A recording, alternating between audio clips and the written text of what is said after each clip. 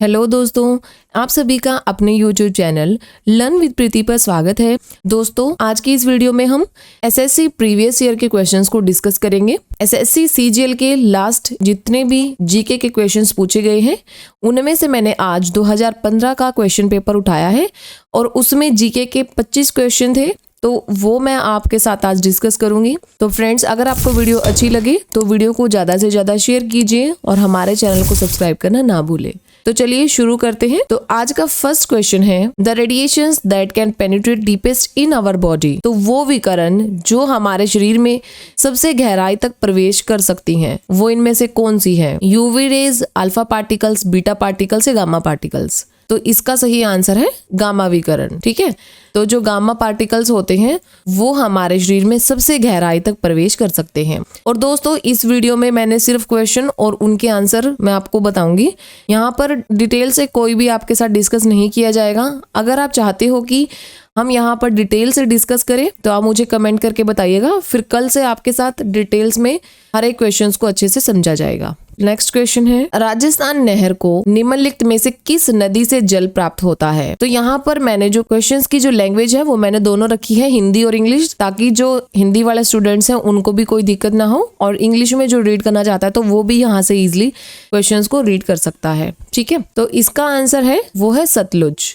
सतलुज नदी से ही राजस्थान नहर को जल प्राप्त होता है। ठीक है, अगला क्वेश्चन है, वह भूमि जिस पर प्रतिवर्ष खेती नहीं की जाती यद्यपि वह खेती के लिए उपयुक्त होती है। ठीक है, the land which is not cultivated every year though it is suitable for the cultivation. तो वो जो लैंड होती है उसको हम बोलते हैं कृषि योग्य बंजर भूमि या कल्टिवेटेड वेस्ट लैंड। ठीक है, तो ये ऐसी भूमि होती है जिस पर प्रतिवर्ष खेती तो नहीं की जाती लेकिन वो खेती करने के लिए बिल्कुल उपयुक्त होती है, तो उस लैंड को हम बोलते हैं कृषि योग्य बंजर भूमि। ठीक है, अगला क्वेश्चन है, one life is not enough पुस्तक किसके द्वारा लिखी गई है? ये रही पुस्तक का नाम, one life is not enough. ठीक है, तो ये लिखी गई है नटवर सिंह द्वारा। नेक्स्ट क्वेश्चन है, ब्रिटेन में बर्मिंघम क्यों प्रसिद्ध है? तो यूके के अंदर एक प्लेस है बर्मिंघम, ये प्रसिद्ध है अपने लोहा और इस्पात उद्योग के लिए। ठीक है, आयरन और स्टील की इंडस्ट्री है जिसलिए जो ब्रिटेन में बर्मिंघम है वो काफी फेमस है। नेक्स्ट क्वेश्चन, पाक जलडमरू मध्य किन दो देशों के बीच में स्थित है? ठीक है,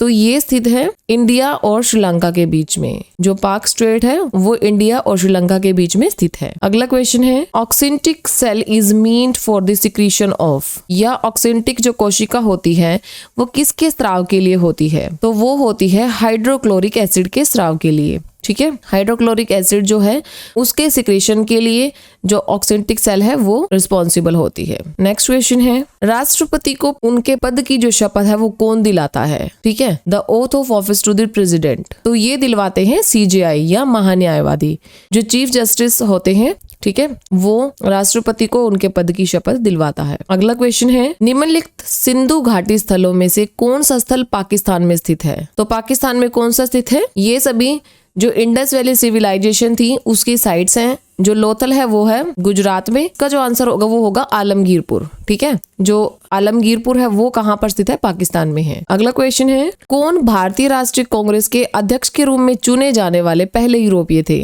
ठीक है, तो ये थे जॉर्ज यूल। ये ऐसे पहले फर्स्ट यूरोपियन थे जो इंडियन नेशनल कांग्रेस के प्रेसिडेंट के रूप में इनको चुना गया था। ठीक है, अगला क्वेश्चन है, महात्मा गांधी के राजनीतिक गुरु कौन थे? ये political Guru of Mahatma Gandhi was, तो ये थे गोपाल कृष्ण गोखले जी।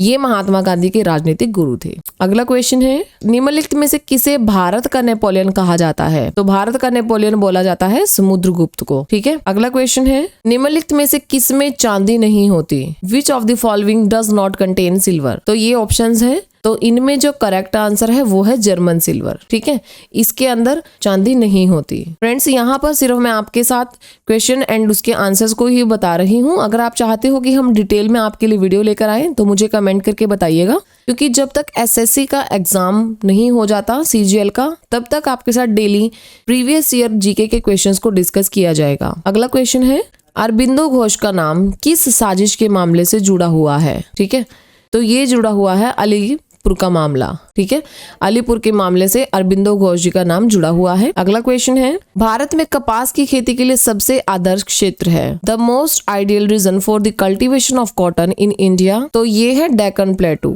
ठीक है, जो दक्कन का पठार है वो कपास की खेती के लिए सबसे आदर्श है। अगला क्वेश्चन है, निम्नलिखित में से कौन सा यूएसए सांसद का नाम है, जो यूएसए की पार्लियामेंट है उसका इनमें से क्या नाम है, ठीक है, तो उसका नाम है कांग्रेस।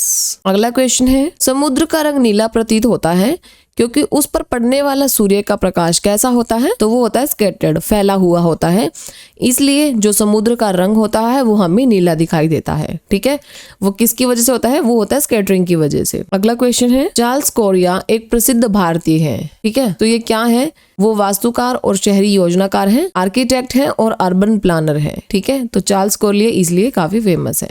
अगला क्वेश्चन है, उत्पाद शुल्क लगाया जाता है, जो एक्साइज ड्यूटी होती है वो लगाई जाती है माल के उत्पादन पर, ठीक है, प्रोडक्शन ऑफ गुड्स के ऊपर ये जो एक्साइज ड्यूटी है वो लगाई जाती है। अगला क्वेश्चन है, भारत में स्वर्ण क्रांति का तात्पर्य किसकी वृद्धि से है, जो गोल्डन रिवोल्यूशन थी, ठीक है, वो किसकी वृद्धि से उसका तात्पर्य है, तो वो है हॉर्टिकल्चर यानी कि बागवानी से, ठीक है। अगला क्वेश्चन है, गर्म पानी की थैली में पानी का उपयोग किया जाता है, water is used in hot water bags because, क्यों होता है, क्योंकि उसकी जो हाई स्पेसिफिक हीट होती है उसमें उच्च विशिष्ट ऊष्मा होती है, इसलिए जो गर्म पानी की थैली में पानी का उपयोग किया जाता है। अगला क्वेश्चन है, महात्मा गांधी को पहली बार राष्ट्रपिता के रूप में किसने संदर्भित किया था, ठीक है, तो ये किया था इनको सुभाष चंद्र बोस जी ने, ठीक है, सुभाष चंद्र बोस जी ने महात्मा गांधी को पहली बार राष्ट्रपिता के रूप में संदर्भित किया था। अगला क्वेश्चन है, एक तरल का तापमान 32 डिग्री सेल्सियस है, सॉरी यहाँ पर फ़ारेनहाइट आएगा, एक तरल का जो तापमान है वो 32 फ़ारेनहाइट है,